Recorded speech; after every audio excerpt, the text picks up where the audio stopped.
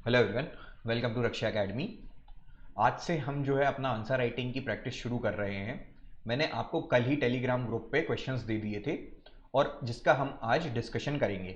तो यहाँ पे अगर आप देख रहे होंगे जो डेट वाइज लिखा हुआ है, जैसे आज 5 तारीख है, तो हम आज डिस्कस करेंगे किसके questions, unit and measurement, motion and work power energy के। सिमिलरली आज मैं शाम तक आपको साउंड और इलेक्ट्रिसिटी के क्वेश्चंस दे दूंगा जिसका डिस्कशन हम कल करेंगे। तो ऐसे ही मैंने ये आपको शेड्यूल जो है वो टेलीग्राम ग्रुप पे शेयर किया था, जो कि आप जाके देख सकते हैं, जिसमें हम क्या कर रहे हैं, 3 दिन एक यूनिट को टारगेट कर रहे हैं, जिसमें हम 3 दिन में वो पूरी यूनिट के क्वेश्चन की आंसर राइटिंग कर लेंगे। फिर इसके बाद में आप देखेंगे तो 9, 10, 11 को हम केमिस्ट्री करेंगे। फिर यूनिट 6, 7, 8, 9 और 10। तो आप देखेंगे कि 28 तक, मतलब इस मंथ के अंदर हम जो है पेपर 3 की 7 यूनिट की आंसर राइटिंग कर चुके होंगे, साथ में ही वो यूनिट्स को कंप्लीट कर चुके होंगे। ये सारी यूनिट्स जो है हमने कोर्स में कंप्लीट कर चुके हैं, इसलिए हम इसकी आंसर राइटिंग जो है अभी करवा रहे हैं। अब हम देखते हैं, तो जो मैंने कल आपको क्वेश्चंस शेयर करे थे वो हम देखेंगे। तो सबसे पहले हम एक बार क्वेश्चन देख लेते हैं कि 3 मार्कर जो मैंने आपको 5 3 मार्कर दिए थे, जिसमें पहला क्वेश्चन क्या था। पहला था एसआई सिस्टम, दूसरा था एक्सेलरेशन, तीसरा था जूल, फोर्थ क्या था फ्रिक्शन और फिफ्थ था वेट। ठीक है, ये 5 3 मार्कर थे आपके पास में। फिर 5 मार्कर में हमें डिस्कस करना था कि what do you understand by the term motion, और उसके डायमेंशंस के बारे में पूछा गया था। फिर सेकंड जो है क्वेश्चन वो क्या है, explain the difference between kinetic and potential energy. और थर्ड क्या है, right universal law of gravitation. तो ये हमें 5 मार्कर्स में डिस्कस करना है। 11 मार्कर अगर हम देखते हैं तो ये क्या है, न्यूटन्स लॉ ऑफ मोशन, साथ में ही right and explain Kepler's law of gravitation. ठीक है, तो यहां पे मैंने आपको ये इमेज जो है वो टेलीग्राम पे शेयर करी थी, जिसकी आंसर्स कॉपी जो है हमारे जो स्टूडेंट्स हैं उन्होंने भी सेंड करके दी है, लिख के दिया है। और जो हमारे कोर्स में एनरोल्ड नहीं है तो उनके लिए ये डिस्कशन जो है वो हम फ्री यूट्यूब पे रन कर रहे हैं, जिसमें आपको क्वेश्चंस दिए जाएंगे और साथ में ही डिस्कशन से आपको मॉडल आंसर प्रोवाइड कराए जाएंगे, जिससे आप अपने आप को एवेल्युएट कर सकते हो कि आपकी तैयारी किस तरह से चल रही है। अब शुरू करते हैं। सबसे पहले अगर हम देखें 3 मार्कर्स को, तो 3 मार्कर्स में पहला क्या था, एसआई सिस्टम था। ठीक है, अब आपको पता होना चाहिए कि जो सिलेबस चेंज हो चुका है हमारा, तो उसमें राइटिंग पैटर्न भी चेंज हो गया है। तो 3 मार्कर्स के लिए हमें वर्ड लिमिट जो है 10 वर्ड की दी गई है, और 5 मार्कर में हमें कितनी 50 वर्ड्स की दी गई है। ठीक है, और 11 मार्कर में 200 वर्ड्स। तो अगर हम 3 मार्कर्स को देखते हैं तो हमें ज्यादा से ज्यादा यहाँ पे 2 से 3 लाइन के अंदर आंसर लिखना है। ठीक है, तो अब हम उसको देखते हैं कि हम किस तरह से प्रोसीड कर सकते हैं। अगर हम देखते हैं एसआई सिस्टम, तो एसआई सिस्टम को हम क्या बोलेंगे, इसका फुल फॉर्म क्या रहता है, इंटरनेशनल सिस्टम ऑफ यूनिट। ठीक है, तो ये हमने क्या कर दिया, उसका फुल फॉर्म लिख दिया। इसको आप ब्रैकेट में यूज कर सकते हो, तो वो आपका स्पेस बचाएगा। ठीक है, फिर क्या होगा, उसके बाद में हम क्या लिखेंगे कि ये जो है वो अडॉप्ट किया गया था कब, 1967 में, इंटरनेशनल कॉन्फ्रेंस ऑन मेजर्स। ठीक है, तो ये कब हुई थी, जेनेवा में हुई थी।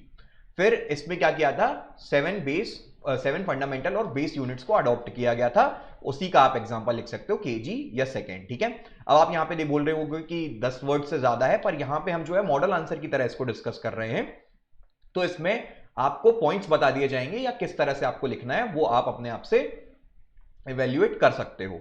अगर एसआई सिस्टम को हम देख रहे हैं, तो एसआई सिस्टम में आपको ये वाली लाइन जो है वो लिखना काफी इंपॉर्टेंट है कि इसको हमने कब और कहां पे अडॉप्ट किया था, क्योंकि हम देख रहे हैं कि पूरे वर्ल्ड में इसको एक तरह से सब लोग फॉलो कर रहे हैं, तो उसको ही हमने क्या किया था, अडॉप्ट किया था। इसमें 7 फंडामेंटल और बेस यूनिट्स थी। ठीक है, जैसे हम देखते हैं कि मास के लिए किलोग्राम किया गया था, लेंथ के लिए मीटर किया गया था, टाइम के लिए सेकेंड, ठीक है, अमाउंट ऑफ सब्सटेंस के लिए मोल, ल्यूमिनस इंटेंसिटी के लिए कैंडला। ठीक है, तो ऐसी 7 यूनिट जो है वो, उसमें से आप 1-2 एग्जांपल लिख सकते हो। तो इससे आपको क्या हो जाएगा, आपके 3 मार्कर जो है वो सफिशिएंट कंटेंट हो जाता है। नेक्स्ट आते हैं हम एक्सेलरेशन पे। तो एक्सेलरेशन का मतलब आपको पता है कि जब भी वेलोसिटी चेंज होती है विद रिस्पेक्ट टू टाइम, तो हम उसको बोलते हैं एक्सेलरेशन। ठीक है, अगर वही नेगेटिव हो तो हम उसको रिटार्डेशन बोलते हैं। अब इसको हमें सिंपल डेफिनेशन में लिखना है, क्योंकि हमारे पास में वर्ड्स कम है। ठीक है, तो हम इसको सीधे पॉइंट आउट करेंगे उसकी डेफिनेशन को, कि it is a major of change in velocity of an object per unit time. ठीक है, तो इतना हम यहां पे इस एक्सेलरेशन के बारे में बता देंगे। फिर अब ये तो एक डायमेंशन हुआ, पर अभी जैसा हम देखते हैं ट्रेडिशनल की हमें 3 मार्कर में है तो 3 डायमेंशन लिखने हैं। अब वो जरूरी नहीं है, अगर आपकी डेफिनेशन पूरी सफिशिएंट है तो इतना जरूरी नहीं है, पर अगर आपके पास में वर्ड लिमिट बढ़ रही है तो आप यहां से एक नंबर गेन कर सकते हो।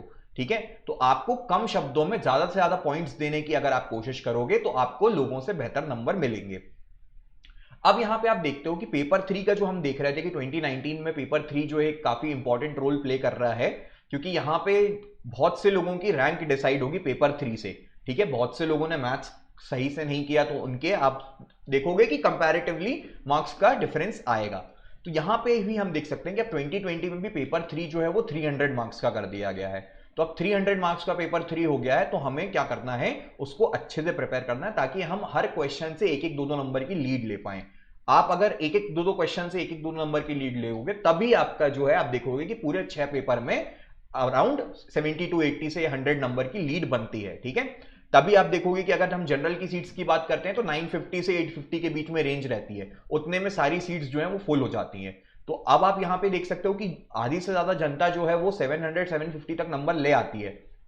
ठीक है, पर ये जो 100 नंबर रहते हैं वो आपके एक एक दो दो नंबर के कारण ही गेन होते हैं। ऐसा नहीं है कि आप 300 में से 250 नंबर ले आओगे किसी पेपर में तो आपकी अच्छी सफिशिएंट लीड हो जाए। ठीक है, पर आपको क्या करना है, हर पेपर में इनको लाइटली नहीं लेना है 3 मार्कर को, और वहां से आपको अपने पॉइंट्स और अपनी आंसर राइटिंग की प्रैक्टिस करनी है, जिससे क्या हो आपके एक एक दो दो नंबर की लीड बनती चले।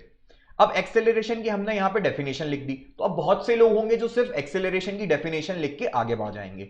ठीक है, तो हम यहां पे अपना नंबर जो है वो गेन कर सकते हैं किस तरह से, कि एक्सेलरेशन को हमने बता दिया कि it is a major of change of velocity with respect to time. अब हम क्या बता देंगे, इसकी यूनिट बता देंगे। यूनिट क्या होती है, मीटर पर सेकंड स्क्वायर। ठीक है, वेलोसिटी की मीटर पर सेकंड होती है। अब वेलोसिटी का चेंज हो रहा है विद रिस्पेक्ट टू टाइम, तो एक टाइम और डिनोमिनेटर में बढ़ जाएगा। ठीक है, तो इसकी यूनिट क्या बन जाएगी, मीटर पर सेकंड स्क्वायर। अब एक फिर यहां पे भी हो सकता है कि कुछ लोगों के पास में और भी टाइम बच रहा हो। ठीक है, या फिर अपन आंसर राइटिंग इस तरह से प्रैक्टिस कर लें कि हमारे को हर आंसर के 3 डायमेंशनल सबसे पहले याद आ जाएं। तो उसके लिए भी हम क्या कर सकते हैं, एक और चीज लिख सकते हैं कि ये क्या है, एक वेक्टर क्वांटिटी है। वेक्टर क्वांटिटी का मतलब क्या होता है, ऐसी क्वांटिटी जिनका मैग्नीट्यूड और डायरेक्शन दोनों होता है। ठीक है, तो इससे हम क्या कर लेंगे, 3 डायमेंशंस जो हैं वो हमने लिख दिए, तो इससे आपको 3 नंबर मिल सकते हैं। ठीक है, फिर आगे बढ़ते हैं। नेक्स्ट आपका क्वेश्चन क्या था, जूल। अभी आप यहां पे देख रहे होंगे कि आपको ये देख के लग रहा होगा कि ये डायरेक्ट क्वेश्चंस हैं। ठीक है, पर आप इसके पहले अगर फिजिक्स के पेपर उठा के देखोगे तो सब में मोस्टली इनकी डायरेक्ट डेफिनेशन ही पूछी गई है। ठीक है, तो इसलिए आज पहला लेक्चर था तो हमने क्वेश्चंस का लेवल भी उसी तरह का रखा कि हम डायरेक्ट क्वेश्चन पूछें और उसी से हम देख सकते हैं, क्योंकि देखो टफ आंसर्स की प्रैक्टिस हर कोई करता है। ठीक है, अब इजी से इजी आंसर को आप कितना अच्छा लिख सकते हो, वहां पे आपको अपनी आंसर राइटिंग पे वर्क करना पड़ेगा।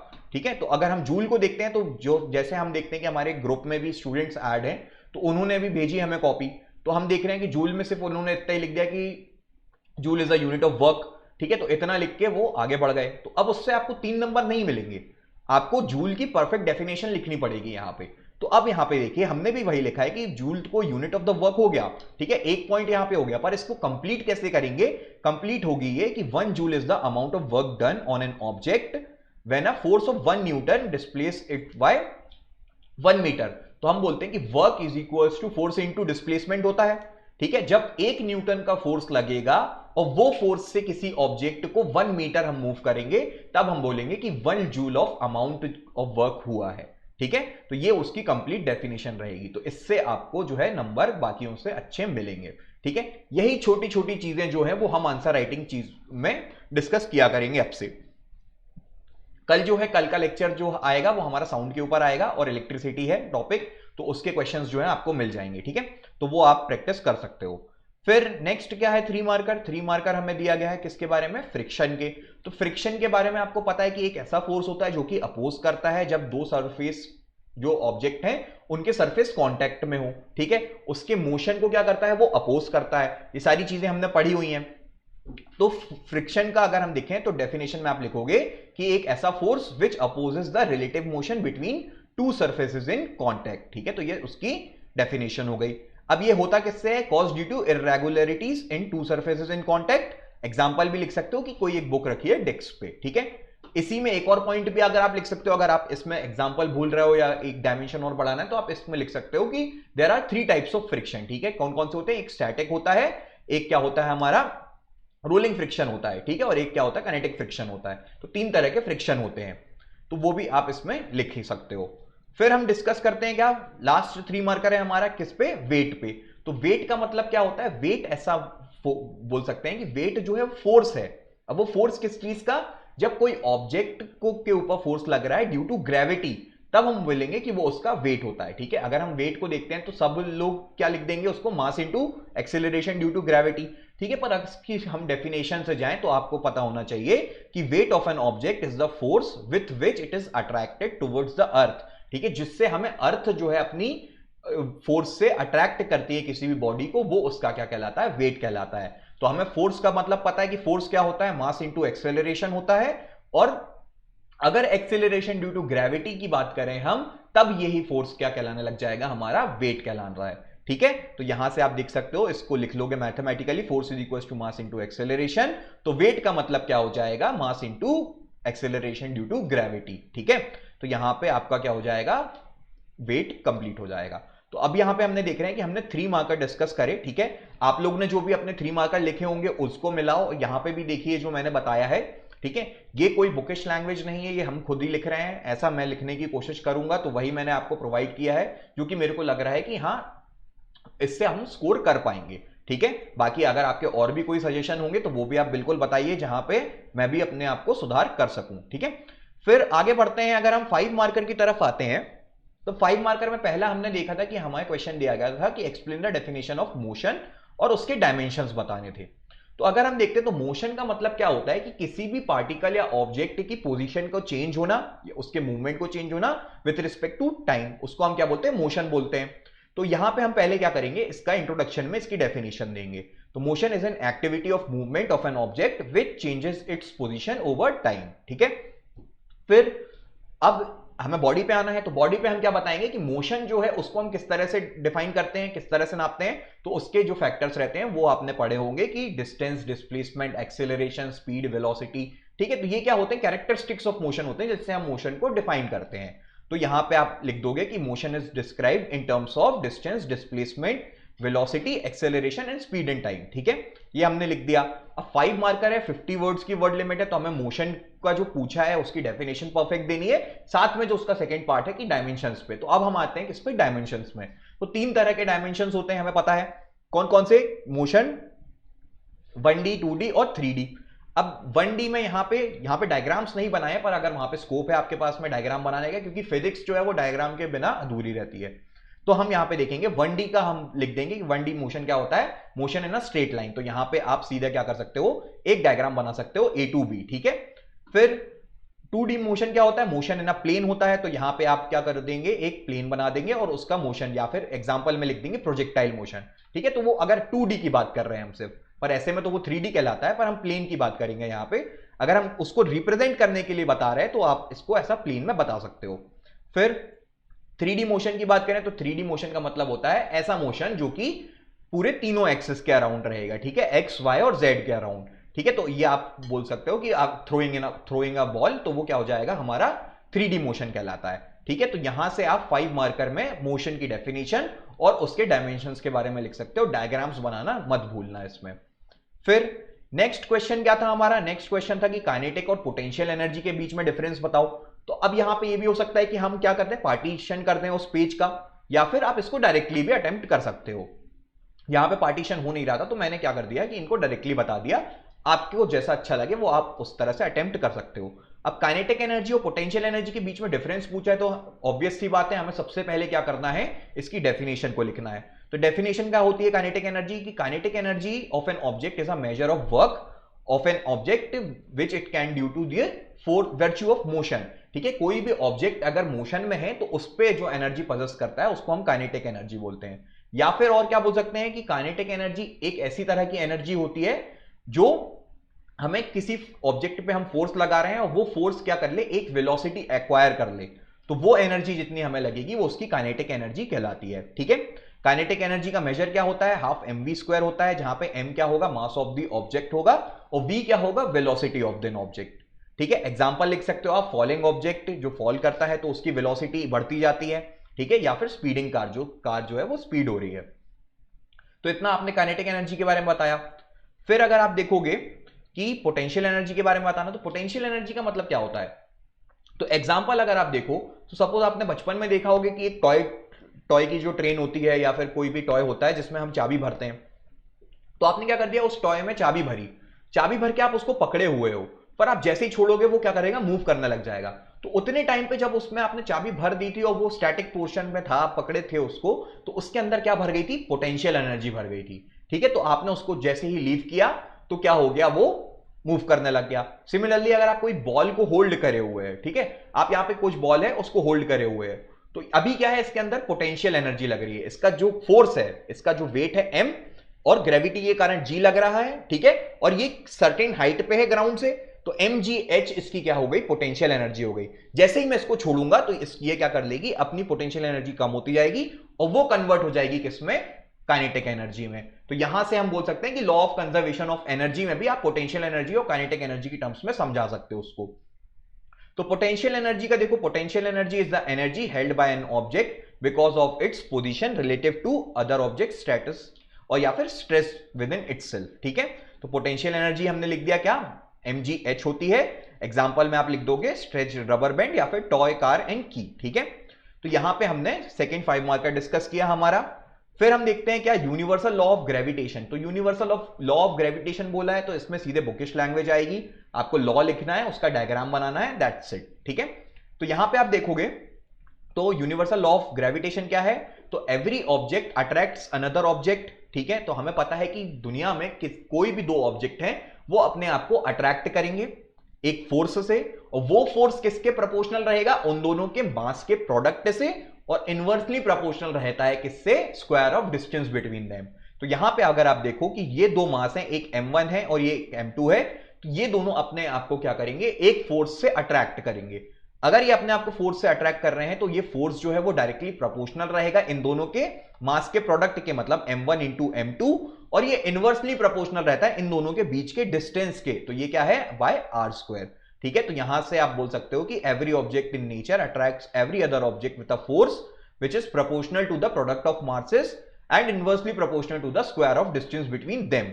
ठीक है, तो फोर्स यहां से क्या हो जाएगा, जी m1 m2 bye are square. ठीक है, यहां m1 m2 नहीं, m और कैपिटल लिख दिया इसको, तो जी m1 m2 bye are square. ठीक है, अब यहां पे देखो, आप कभी भी किसी भी चीज में आप देखते हो कि अगर कोई चीज प्रोपोर्शनल में रहती है और हम इक्वल टू में लाते हैं उसको, तो क्या होता है, हमें एक कांस्टेंट देना रहता है। तो यहां पे अगर हम प्रोपोर्शनैलिटी का साइन हटाएंगे तो यहां पे हमें क्या करना पड़ेगा, एक कांस्टेंट लाना पड़ेगा।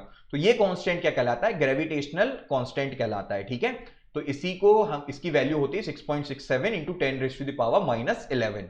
ठीक है, ये भी आप मेंशन कर सकते हो।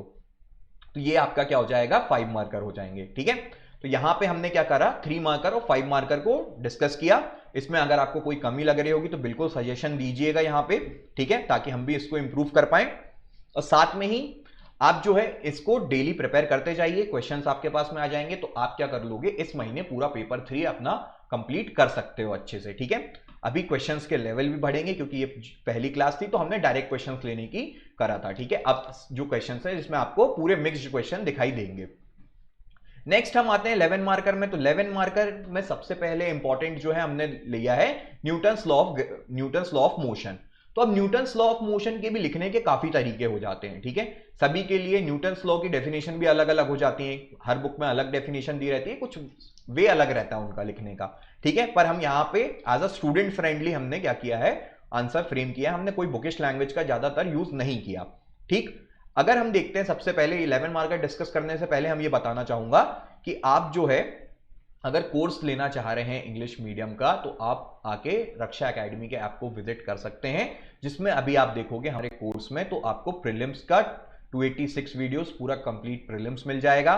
साथ में अगर हम देखें पेपर 1 की बात करें तो हिस्ट्री जो है उसकी यूनिट 1 2 3 4 कंप्लीट हो चुकी हैं, यूनिट 5 चल रही है। ठीक है, फिर पॉलिटिकल थिंकर्स जो हैं वो मैंने पूरे कंप्लीट करवा दिए हैं, अब मैं एथिक्स के थिंकर्स पढ़ा रहा हूं। साथ में ही हमारी एथिक्स की जो यूनिट 2 और 3 है वो भी कंप्लीट हो गई है। साइंस में देखते हैं तो 8 यूनिट तैयार हैं और साथ में हमने अभी बायोलॉजी भी स्टार्ट हो चुकी है, तो काफी हद तक हमारा कोर्स जो है वो रेडी है।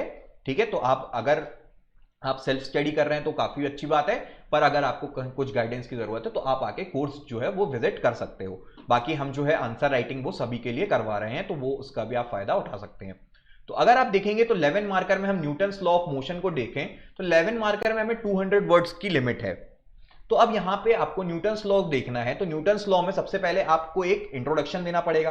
तो इंट्रोडक्शन देने के लिए आप सबसे अच्छा यहां पे ये यूज कर सकते हैं कि by observing the motion of object on a inclined plane Galileo deduce that the object move with constant speed with no force acting on them. ठीक है, अब गैलीलियो ने क्या किया था कि फ्रिक्शनलेस इंक्लाइंड प्लेन लिया था। उसने क्या करे थे कि दो ऐसे इंक्लाइंड प्लेन लिए थे, ठीक है, ऐसे आमने सामने उनको लगा दिया था, सॉरी यहां पे, हाँ ये ऐसे उनने दो इंक्लाइंड प्लेन लगा दिए थे और यहां पे बॉल छोड़ दी थी। ठीक है, तो ये बॉल में अगर एक्सटर्नल फोर्स नहीं लग रहा था तो वो मूव करती जा रही थी। तो ये सबसे पहले गैलीलियो ने ऑब्जर्व किया था कि अगर अनटिल एंड अनलेस हम एक्सटर्नल फोर्स नहीं लगा रहे तो उसका जो मोशन है वो कंटिन्यू हो रहा था। तो इसी ऑब्जर्वेशन को क्या किया, इसी ऑब्जर्वेशन से न्यूटन ने 3 लॉ ऑफ मोशन को डिराइव किया। ये हमने दिया उसका इंट्रोडक्शन। ठीक है, अब हम आते हैं किसमें, फर्स्ट लॉ ऑफ मोशन में। तो फर्स्ट लॉ ऑफ मोशन में क्या बोलता है कि जब तक हम किसी भी ऑब्जेक्ट को, चाहे वो रेस्ट में हो चाहे वो मोशन में हो, अगर कोई एक्सटर्नल फोर्स नहीं लगाते तो वो जिस तरह से था वो कंटिन्यू करता है। ठीक है, अगर मतलब उसकी स्टेट जो रेस्ट की है तो वो रेस्ट पे ही रहेगी, या फिर अगर वो मोशन में है तो वो मोशन में ही जाएगा। तो हम क्या बोल सकते हैं कि an object remains in a state of rest और in uniform motion in a straight line unless and unless external forces applied to it. ठीक है, इन अदर वर्ड्स कि क्या होता है, अदर वर्ड्स में भी हम यहां पे बता सकते हैं कि ऑब्जेक्ट जो है वो अपनी स्टेट को चेंज करने के लिए रेजिस्ट करता है। अगर वो रेस्ट पे है तो वो रेस्ट पे ही रहना चाहेगा, और अगर वो मोशन में है तो मोशन में रहना चाहेगा। अगर आप उसको एक्सटर्नल फोर्स दोगे तो वो उसको रेजिस्ट करता है, और यही टेंडेंसी को हम क्या बोलते हैं, इनर्शिया बोलते हैं। ठीक है, ये सारी चीजें हम पढ़ चुके हैं अच्छे से। फिर आप देखो तो ये इसका मतलब क्या हो गया कि हमने, in other words we can say that all object resist a change in their state of motion. This tendency of undisturbed object to stay at rest or to keep itself in motion is called the inertia। ठीक है, तो यहां पे हमने first law of motion की simple सी definition दी। ठीक है, example देना बहुत जरूरी है न्यूटन्स लॉ ऑफ मोशन में। तो हम यहां पे बोल सकते हैं कि when a bus starts we tends to fall backward. ठीक है, जैसे ही आप देखते होगे कि बस जो है अगर मोशन में है और सडनली ब्रेक लगाते हैं तो हम क्या हो जाते हैं, आगे पीछे हमारी मूवमेंट हो जाती है। ठीक है, सिमिलरली अगर बस स्टेशनरी है और एकदम से बढ़ती है तो भी हम क्या करते हैं, बैकवर्ड हो जाते हैं। मतलब हमारी बॉडी रेस्ट पे थी, पर जैसे ही बस आगे बढ़ी तो एक फोर्स लगा हमारे ऊपर, तो हमारी बॉडी क्या कर रही थी, उसको रेजिस्ट कर रही थी। इसके कारण ही हमारा क्या होता है, मोशन होता है। फिर सेकंड लॉ ऑफ मोशन को देखें तो सेकंड लॉ ऑफ मोशन का मतलब क्या होता है। सेकंड लॉ ऑफ मोशन में आपने पढ़ा होगा, काफी स्टूडेंट्स ये लिख सकते हैं कि सेकंड लॉ में आप सीधे लिख दोगे force equals to mass into acceleration, जबकि ये उसका कंप्लीट नहीं रहेगा। ठीक है, अगर आप देखते हो कि सपोज हम बोल रहे हैं कि एक बुलेट है, ठीक है, तो बुलेट जो है वो अगर हमने बुलेट फायर करी किसी ऑब्जेक्ट के ऊपर, तो उस क्या हुआ, बुलेट की मास था m और वेलोसिटी तेज थी उसकी। ठीक है, मास बहुत कम था। सिमिलरली अगर मैं बोलूं कि एक फुटबॉल है, उसको भी हम उतनी डिस्टेंस से मार रहे हैं किसी पे। ठीक है, तो फुटबॉल का मास ज्यादा है पर वेलोसिटी क्या रहेगी, कंपैरेटिवली अगर हम देखें बुलेट से तो वो कम रहेगी। ठीक है, तो ये दो एग्जांपल हो गए जहां पे अगर हम क्या देख सकते हैं कि मास और वेलोसिटी डिफरेंस क्रिएट करता है, तो इसी प्रॉपर्टी को हम क्या बोलते हैं, उसका मोमेंटम बोलते हैं। तो सेकंड लॉ ऑफ मोशन में क्या बोलता है कि rate of change of momentum जो होता है वो डायरेक्टली प्रोपोर्शनल होता है किसके, अप्लाइड फोर्स से। ठीक है, अब इसको हम mathematically second law of motion को डिराइव करेंगे। ठीक है, तो इससे क्या होगा, हमारा एक अच्छा इंप्रेशन जाएगा एग्जामिनर के ऊपर, जिसमें कि हाँ इसने पढ़ा हुआ है, इसको आता है। ठीक है, सिर्फ बुकिश लैंग्वेज या रट के नहीं आए हैं, काफी सिंपल सा डेरिवेशन है, वो देख सकते हैं अपन, ज्यादा वर्ड भी नहीं यूज करेगा आपका। तो अगर एक मास है m, ठीक है, वो अपनी इनिशियल वेलोसिटी u से क्या कर रहा है, चेंज हो रहा है जब उस पर फोर्स F लग रहा है विद रिस्पेक्ट टू टाइम। ठीक है, तो आप यहां पे देख सकते हो इनिशियल वेलोसिटी u है, तो उसका मोमेंटम क्या हो गया, पहला मोमेंटम हो गया उसका mu, फिर फाइनल मोमेंटम क्या हो जाएगा उसका mv। तो फोर्स क्या हो जाएगा, डायरेक्टली प्रोपोर्शनल हो जाएगा mv minus mu with respect to time t। ठीक है, तो यहां से m कॉमन निकालेंगे तो क्या हो जाएगा v minus you by T. अब हमने देखा था एक्सेलरेशन पढ़ा भी 3 मार्कर में भी कि इसका मतलब जब चेंज इन वेलोसिटी होती है विद रिस्पेक्ट टू टाइम तो वो क्या कहलाता है, उसका एक्सेलरेशन कहलाता है। तो यहां से हमारा क्या आ जाएगा, force is equals to mass into acceleration. ठीक है, तो ये जो टर्म है ना, इतना हमने देखा, तो ये आपके मार्क्स जो है वो काफी हद तक बढ़वा सकता है। ठीक है, फिर थर्ड लॉ देखते हैं। तो थर्ड लॉ ऑफ मोशन क्या होता है, to every action there is an equal and opposite reaction. उसका एग्जांपल आप रॉकेट दे सकते हो। ये दोनों जो फोर्सेस लगते हैं वो क्या रहेंगे, इक्वल इन मैग्नीट्यूड रहते हैं और अपोजिट इन डायरेक्शन रहते हैं। ठीक है, तो यहां से हमने क्या किया, न्यूटन्स के 3 लॉ ऑफ मोशन पे एक 11 मार्कर लिखा। अब लास्ट में हम चलते हैं कि आपने थर्ड जो है हमारा क्वेश्चन है, सेकेंड क्वेश्चन 11 मार्कर, उसमें हमें क्या बताना है, केपलर्स लॉ ऑफ प्लैनेटरी या फिर ग्रेविटेशन के बारे में बताना है। तो आप इंट्रोडक्शन में यहां पे देंगे कि Kepler's law of planetary motion are 3 scientific laws describing the motion of planets around the sun. ठीक है, पहला लॉ जो क्या होगा, इसी को हम क्या बोलते हैं, लॉ ऑफ ऑर्बिट बोला जाता है, जिसमें क्या बोलता है कि जो प्लैनेट हैं वो रिवॉल्व करते हैं सराउंडिंग सन के एक एलिप्टिकल ऑर्बिट में। ठीक है, जिसमें सन जो होगा वो प्रेजेंट रहेगा एक ना एक फोकाई पे। ठीक है, तो यहां पे आप देख सकते हो कि all planets revolve around the sun in elliptical orbits having sun at foci. ठीक है, अब इसी में आपको एडिशन करना है तो आप उसको पेरिहीलियन और एपिहीलियन बता सकते हो कि जब सन और जो प्लैनेट है वो क्या होता है, पास रहेंगे आपस में, जो नियरेस्ट डिस्टेंस रहेगा उसको हम पेरिहीलियन बोलते हैं और जो फारदेस्ट डिस्टेंस रहता है उसको हम एपिहीलियन बोलते हैं। यहां पे डायग्राम बनाना इंपॉर्टेंट रहेगा क्योंकि यहां पे आप देखोगे कि ये जो प्लैनेट है वो रिवॉल्व कर रहा है इलेप्टिकल ऑर्बिट में, सन को आपने क्या बता दिया, एक ना एक फोकस में बता दिया। ठीक है, फिर सेकेंड लॉ क्या बोलता है केपलर का, ये होता है क्या, लॉ ऑफ इक्वल एरिया। तो इसका मतलब कि जो हम देखते हैं कि प्लैनेट जो है अगर ए पॉइंट से बी पॉइंट तक जा रहा है किसी पर्टिकुलर टाइम में, और फिर हम देखते हैं कि अगर वो सी पॉइंट से डी पॉइंट तक जा रहा है किसी पर्टिकुलर टाइम में, और अगर वो टाइम सेम है तो उसका जो एरिया होगा वो भी सेम होगा। ठीक है, तो यहां पे आप देखो, यहां से इतनी दूर गया है ये सिर्फ, ठीक है, इतनी दूर गया है और इसको सपोज टाइम टी लगा, और आप देख रहे हो कि उसी टाइम टी में ये यहां से यहां आया, तो ये जो पूरा एरिया है ना वो क्या होगा, इक्वल होगा। ठीक है, तो the radius vector drawn from the sun, sun को लेना है फोकस से लेके, ठीक है, तो वो planet sweeps out equal area in equal interval of time. ठीक है, तो यहां पे हमें डायरेक्टली उसकी डेफिनेशन देनी थी। फिर हम आते हैं किस पे, थर्ड लॉ ऑफ मोशन में, थर्ड लॉ ऑफ ग्रेविटेशन में केपलर के।